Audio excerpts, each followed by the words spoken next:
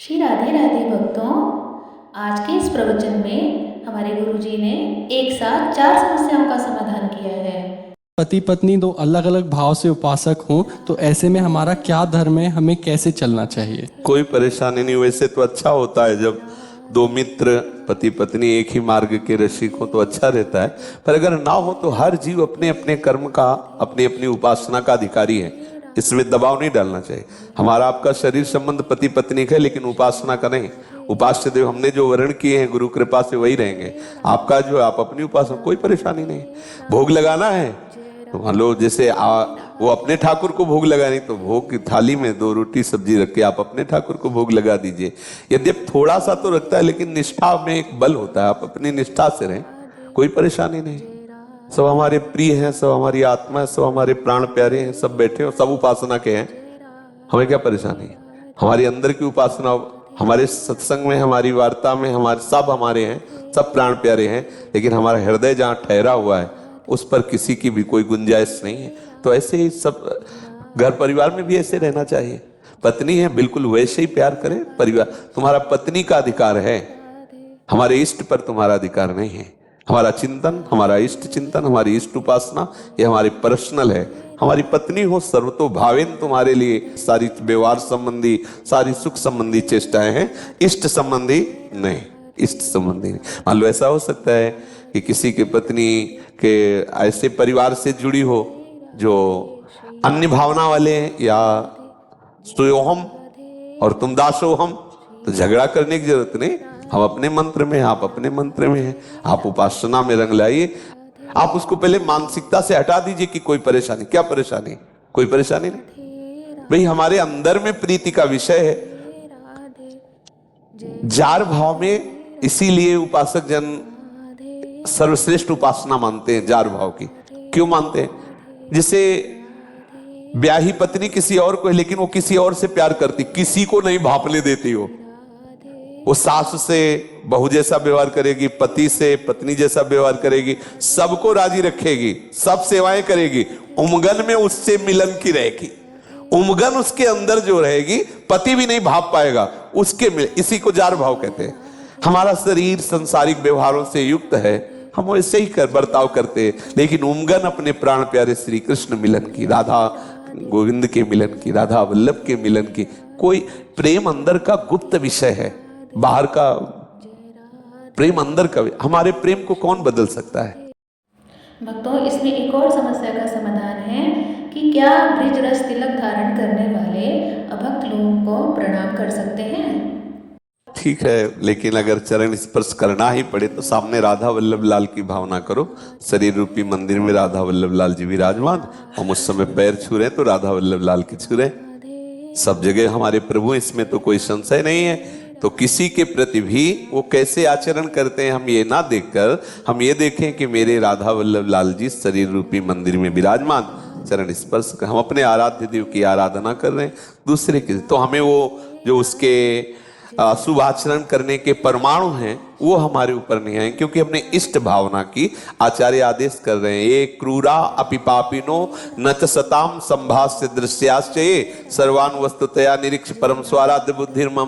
क्रूर है, पापी है, नीच है, दुष्ट है, ऐसे लोग भी साक्षात राधा वल्लभ लाल है, ऐसी मेरी दृढ़ मति है। ऐसा साधक को अपने भाव बनाना चाहिए। तो हमें कोई परेशानी नहीं। आचार्य आज्ञा से चाहे जितना कोई नीच हो, हम उसे भगवान का स्वरूप, प्रभु का स्वरूप मान के पैर छू लेते हैं, कोई हानि नहीं। गुरुदेव, बचपन में एक चिड़िया के साथ खेलते खेलते अपराध बन गया था, शायद वह मर गया। इसका अपराध का दंड हमें मिलना चाहिए। बहुत दिन से मेरा हृदय जल रहा है, कृपा करें। किस शरणागत है? गोपाल शास्त्र नाम का पाठ कर लीजिए। उस जीव के लिए मंगल विधान है। प्रभु के नामों का कीर्तन ही सबसे बड़ा प्रायश्चित है। सबकी पूर्णता भगवान नाम कीर्तन से है। मधुर मधुर गोपाल जी के शास्त्र नामों का कीर्तन कर। आता है संस्कृत पढ़ना? हाँ, तो नाम कीर्तन कीजिए। राधा वल्लभ श्री हरिवंशी वृंदावन श्री वंचन 1 घंटे कीर्तन करके और कह दो कि उस जीवात्मा को आनंद मिले, शांति मिले। 1 घंटे का नाम कीर्तन बहुत है, दे दीजिए। सदगुरुदेव भगवान 3 दिन पहले रात्रि में देखा, सपने में राधा रमन जी घर पर आए और पंचायत कर रहे थे, और जब उनको गोद में उठाकर मैं बाहर गया। भैया पंचायत में क्या हो रहा था? एक संत हैं राधा रमन मंदिर के बाहर रहते हैं, उनने कहा देखो राधा रमन जी रो रहे हैं, और देखा उनको ऐसे चपटा रखा है कि बड़े बड़े आंसू आ रहे हैं जी। बड़ा मन बेचैन। गुरुजी रोज दर्शन करते थे, 2 दिन दर्शन नहीं हुए, इस वजह से हुआ या किस लिए रो रहे थे? बड़े बेचैन गुरुजी उस दिन से।